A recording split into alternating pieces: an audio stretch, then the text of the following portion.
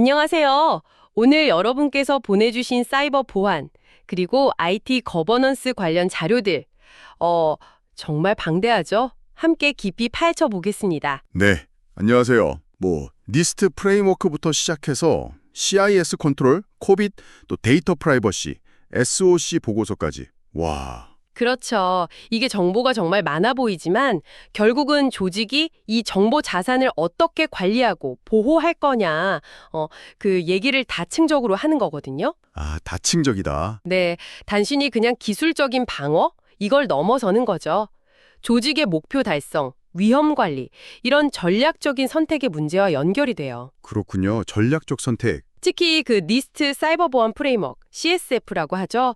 거기서 말하는 식별, 보호, 탐지, 대응, 복구, 이 흐름이 참 중요해요. 탐지, 대응, 복구. 네, 예를 들어서 자료에 나온 그 펠컨 CPA스 사례 있잖아요. 네, 봤어요. 내부 직원이 좀 이상한 시간에 기록에 접근한다거나 아니면 USB를 너무 많이 쓴다거나 이런 고위험 행동을 탐지하는 게 얼마나 중요한지 보여주는 거죠. 외부 공격만이 아니라 내부에서 시작되는 위협도 탐지해야 한다? 맞습니다. 내부 위협은 방화벽 같은 거 그냥 통과할 수도 있으니까요. 더 신경 써야 할 부분이죠. 그러니까 이 프레임워크라는 게 보안 운영을 위한 큰 그림, 어떤 전략 지도 같은 거네요. 네, 맞아요. 그런 개념으로 보시면 이해가 쉬울 거예요. NIST, CSF 말고도 개인정보 보호를 위한 니스트 프라이버시 프레임워크도 있었고. 네, 있었죠. 또 엄청 상세한 거. NIST SP800-53. 와, 이건 통제가 거의 1200개라면서요. 그렇죠. 연방 정보 시스템 표준이라서 굉장히 포괄적이고 상세해요. 이렇게 종류가 많은데 그럼 조직에서는 뭘 써야 하나 좀 헷갈릴 수도 있겠어요. 네, 그래서 이제 프레임워크 프로파일이라는 개념이 나오는 겁니다. 프로파일요? 네, 니스트나 코빗 같은 프레임워크들은 뭘 해야 하는지에 대한 큰 방향, 목표를 제시해요. 특히 코빗 2019 같은 경우는 비즈니스 목표랑 IT를 어떻게 연결시킬 거냐, 이 거버넌스에 좀 더 초점을 맞추고요. 코빗은 거버넌스 쪽이군요. 그렇죠. 근데 모든 조직이 상황이 다 같진 않잖아요. 다르죠. 규모도 다르고 산업 분야도 다르고. 바로 그겁니다.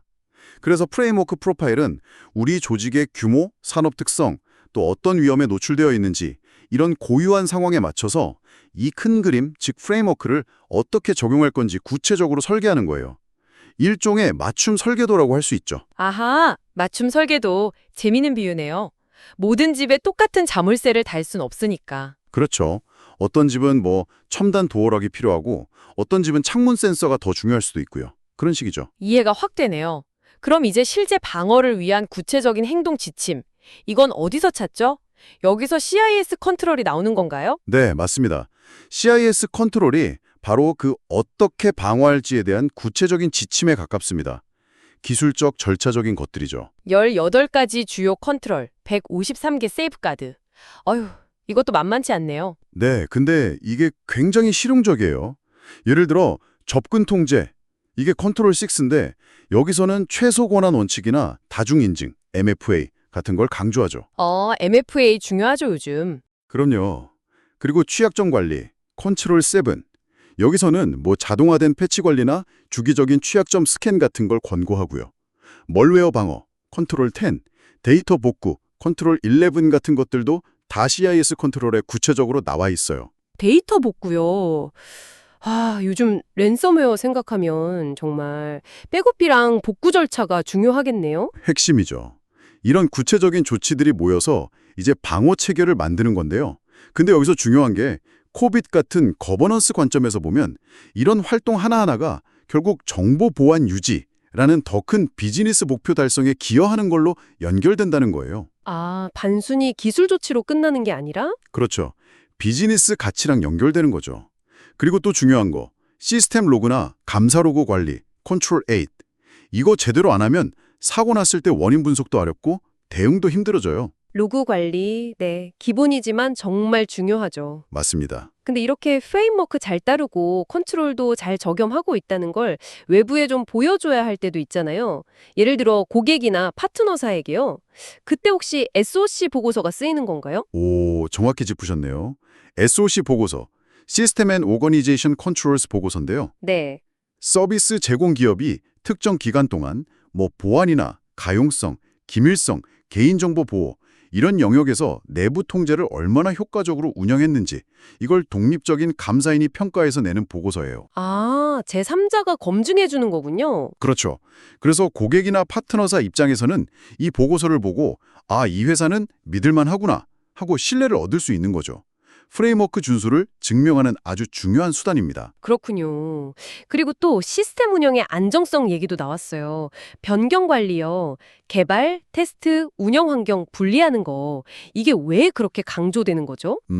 그건 변경 사항이 실제 서비스에 적용되기 전에 혹시 있을지 모르는 오류나 문제를 안전하게 찾아내고 고치기 위해서예요. 아, 미리 테스트를 충분히 한다. 네.